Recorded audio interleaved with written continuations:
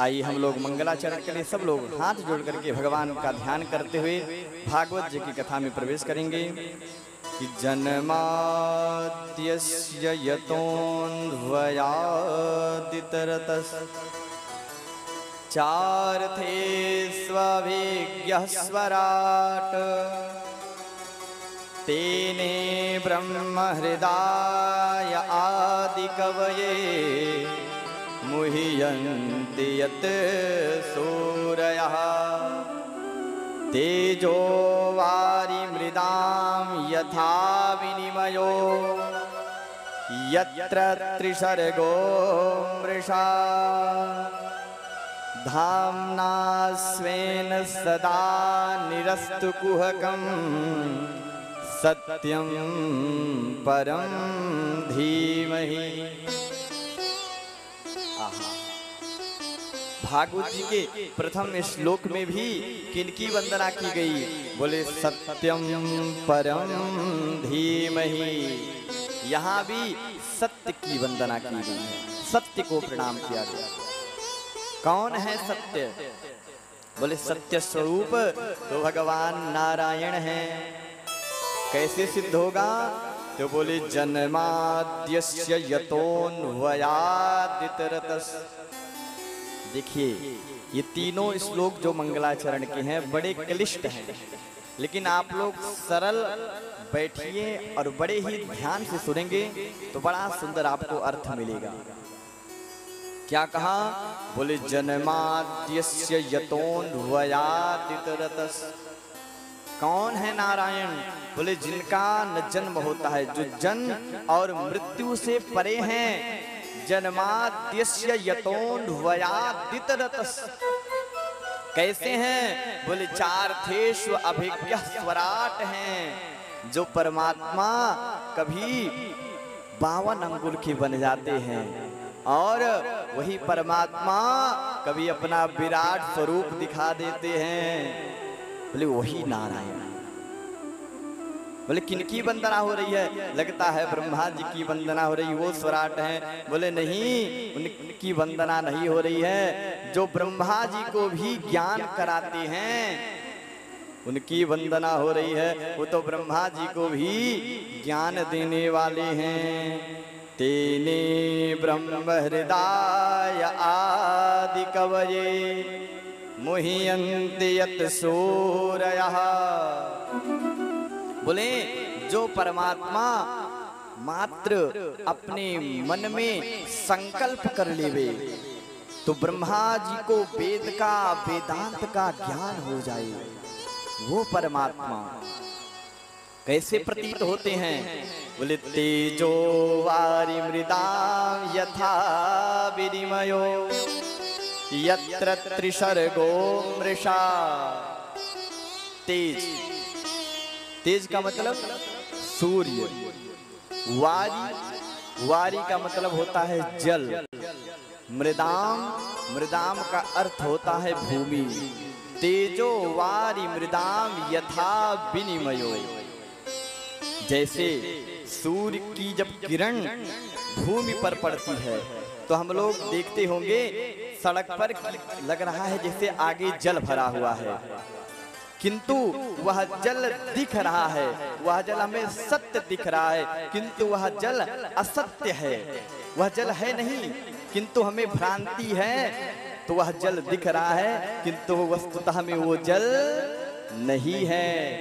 इसी प्रकार से परमात्मा का स्वरूप है। जो असत्य है, जो संसार असत्य है, वो परमात्मा की माया से सत्य प्रतीत हो रहा है। कैसे? हम लोग छोटा सा उदाहरण देखें।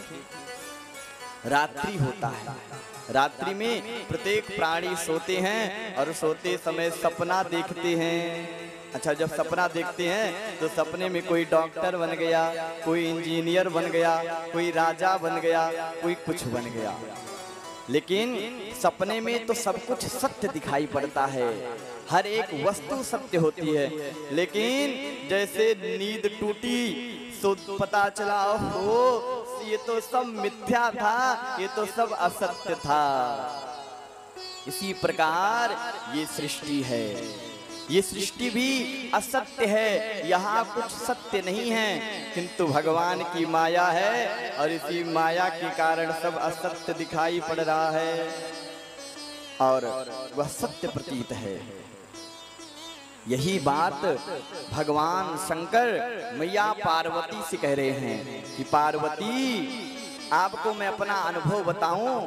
देखो ये जो सृष्टि है ना, ये सारी सृष्टि झूठी है, इसलिए तो भोलेनाथ कहते हैं कि उमा कहूँ मैं अनुभव अपना,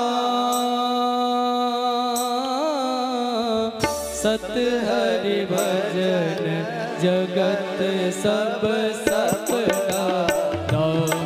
सिया राम सिया राम जय जय राम, राम सिया राम जय जय राम।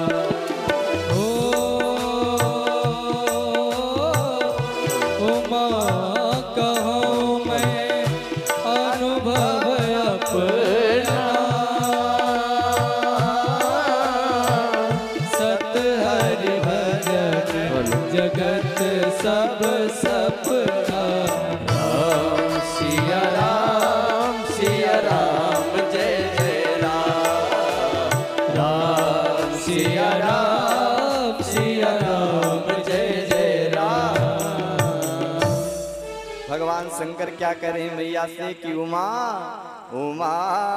कहूँ मैं अनुभव अपना, और सत हरि भजन जगत सब सपना। ये कोई ऋषि कोई मुनि नहीं कह रहे हैं, साक्षात भगवान शंकर कह रहे हैं और एक बार की बात नहीं बता रहे हैं। भोलेनाथ अपने पूरे जीवन का अनुभव दे रहे हैं। अच्छा ये बताइए, अनुभव कौन दे सकता है?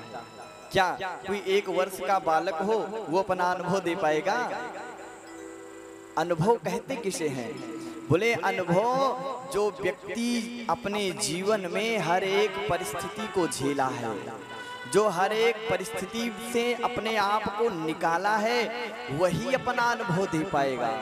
इसलिए भोलेनाथ अपने पूरे जीवन का अनुभव बता रहे कि उमा ये जो जगत है ना, ये सब झूठा है, सपने के समान, और यदि कुछ सत्य है तो भगवान का नाम है, बाकी तो सब असत्य है, सब मिथ्या है।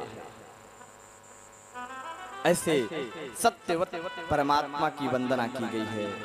बोले लक्ष्मी नारायण भगवान की जय हो। दूसरा श्लोक।